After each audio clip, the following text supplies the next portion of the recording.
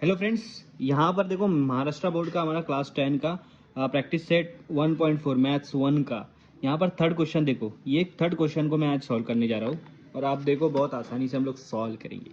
Question क्या है? 27 divide by x minus two, 31 divide by y plus three. आप देखो एक्स माइनस टू यहाँ भी है, यहाँ भी है, वाई प्लस थ्री यहाँ भी, ठीक है। अब देखो ये 27, ये 27, 31, 31। यहाँ पर दो कंसेप्ट इस्तेमाल होगा, मैं आपको बताता हूँ। पहले क्या, पहली तो बात ये कि डिवाइड में x माइनस टू आ रहा है, ये देखकर लोग मतलब थोड़ा सा टेंस हो जाते कि यार ये क्या आ गया, ये कौन सा क्वेश्चन है। कुछ नहीं करना है, यहाँ भी सेम है, यहाँ भी सेम है, दोनों में डिवाइड में। तो आप ये मानो कि 1/x minus two is equal to a. 1/x minus two को हम क्या मानेंगे? ए मानेंगे। अब ये दोनों में देखो 1/y प्लस थ्री, मैं 1 क्यों ले रहा? कुछ लोगों का यहाँ पर क्वेश्चन होगा कि 1 क्यों ले रहा? क्योंकि x माइनस टू नीचे है। 27 को हटा दो तो 1 हो जाएगा, 31 को हटा दो तो 1 हो जाएगा, ठीक है, इसलिए। अब आप देखो 27, ये वाला क्वेश्चन इक्वेशन ले लो 27, उसके बाद आपके पास क्या है? 1/x माइनस टू है। तो 1/x माइनस टू को हमने ए मानिया तो 27 ए हो जाएगा, plus 31 1/y plus three, 1/y plus three को हमने बी मान लिया, इज इक्वल टू 85। ये आपकी थर्ड इक्वेशन हो गई। देखो अब आपकी इक्वेशन में से डिवाइड हटा दिया ना मैंने, सेम यहाँ भी रखो 31a plus 27b is equal to 89। तो पहला कंसेप्ट, पहली चीज़ ये हो गई कि जो बड़ा डिवाइड दिख रहा था वो हट गया। अब दूसरी चीज़ ये रहेंगी कि आप देखो यहाँ पर बहुत बड़े बड़े नंबर्स है, तो बड़े बड़े नंबर्स इजीली यहाँ पर सॉल्व नहीं होते। उसके लिए आपको क्या करना पड़ेगा? उसके लिए दूसरा कंसेप्ट यही यूज़ करना पड़ेगा कि इन दोनों इक्वेशन को ऐड कर दो। वहाँ लिख दो कि add equation 3 and 4, add equation 3 and 4। आपको एक बार ऐड करना है, एक बार सब्सट्रैक्ट करना है। 27 में 31 मिला दूंगा, इन दोनों को ऐड कर दो, ए और ए। 27a प्लस 31a कितना होगा? 30 और 20 50, 7 और 1 8, 58a हो जाएगा, प्लस इन दोनों को मिलाओ 58b, सेम वही है 31 और 27। 85 और 89 को मिलाएंगे तो 80 कितना था? 160, 9 और 5 14, 174। कितना हो रहा है ये? 174। इसके बाद क्या करना है आपको? ये ए और बी के साथ जो नंबर है ना, उसी से सबको डिवाइड कर दो, 58 से सबको डिवाइड कर दो। अब आप ये ध्यान में रखना, यहाँ जो नंबर है ना वो ये वाले नंबर से डिवाइड होगा ही होगा कम्प्लीटली। ये दोनों कैंसिल तो हमारे पास ए बच जा रहा है, ये दोनों कैंसिल तो हमारे पास बी बच जा रहा है, इज इक्वल टू 58 को अगर मैं डबल करा, देखो 50 को 3 से मल्टीप्लाई कर दिया तो कितना होगा? 150 हो जाएगा। ऊपर का 8 को 3 से मल्टीप्लाई कर दिया तो हो जाएगा 24। 150 और 24 मिला दिया तो क्या हो जाएगा? 174। इसका मतलब 58 के टेबल में 3 नंबर पर आता है। 58 को जब मैं 3 से मल्टीप्लाई करूंगा तो 174 आएगा। तो ये मेरा आपको बन गया है फिफ्थ इक्वेशन। देखो मैंने इक्वेशन को कितना सिंपल कर दिया, a plus b is equal to 3, ठीक है। अब ये वाला थर्ड और फोर्थ को क्या करो? सब्सट्रैक्ट करो। सब्सट्रैक्ट इक्वेशन 4, नीचे वाली इक्वेशन को सब्सट्रैक्ट करो फ्रॉम 3 से, फ्रॉम इक्वेशन 3। इक्वेशन 3 को सब्सट्रैक्ट करने का क्या फंडा रहता है? इक्वेशन 3 को वैसे के वैसे लिखो, क्या करो? वैसे के वैसे लिखो।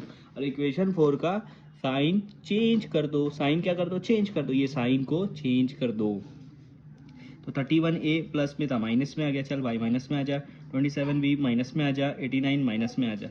तीनों साइन चेंज। अगर प्लस में है तो माइनस कर दो, माइनस है तो प्लस कर दो, खत्म।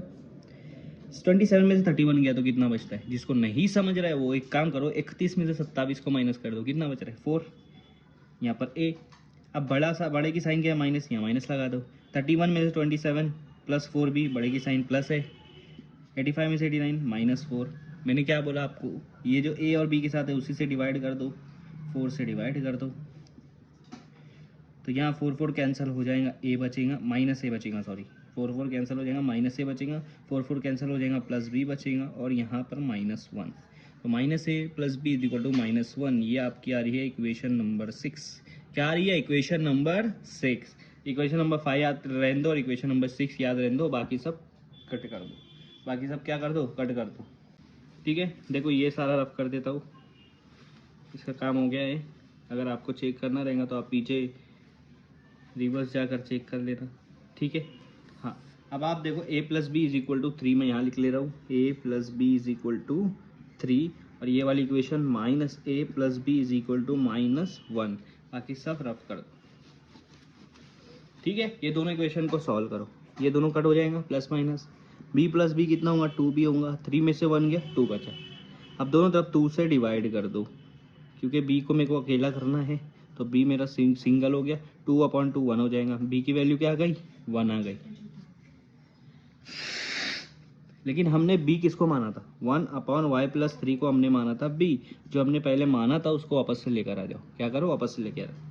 तो देखो b की वैल्यू क्या है, 1 है, तो b की जगह पर 1 रख दो, 1y+3 = 1। अब मैं क्या करूँगा, ये जो y+3 है डिवाइड में y+3 है, उसको 1 की जगह लेके जाऊँगा और 1 को y+3 की जगह लेकर आऊँगा। तो यहाँ हो जाएगा 1/1 = y+3। तो y+3 यहाँ पर 1 हो गया, 1/1 1 ही होता है। अब ये 3 को इधर लेकर चले जाओ, तो हो जाएगा 1 - 3। 1 - 3 मतलब क्या आ रहा है आपका, -2। तो y की वैल्यू क्या आई, -2। ठीक है। अब देखो अब हमको फाइंड आउट करना है a। अब ये वाला इक्वेशन ले लेता हूँ, a + b = 3। b की वैल्यू है 1, तो b की जगह रख देंगे 1 और 1 को उधर लेकर जाएंगे तो हो जाएगा -3 - 1 कितना होता है, गिनो तो जल्दी गिनो, 2 होता है। तो 3 - 1 = 2। अब हमने a को क्या माना था, पहले देखो, हम पहले जाएंगे जहाँ उसका जन्म हुआ था a का, क्या है 1/x - 2। 1/x - 2 के a को हमने माना था 1/x - 2। 1/x - 2 इसको माना था a हमारा है 2। फिर से वैसे ही करेंगे जैसा मैंने किया था, 2 को इधर लेके आ जाओ, x - 2 को उधर लेके चले जा रहा हूँ, तो x - 2 = 1/2 हो जाएगा। अगर नहीं समझ रहा तो ऐसा समझो, ये 1 वैसा का वैसा, ये 2 इधर आ गया और 2 की जगह पर चला गया x - 2। ठीक है, -2 इधर लेके आएंगे तो +2 हो जाएगा, x वैसा का वैसा। क्रॉस मल्टीप्लाई करो, 1 + 2 2 = 4/2।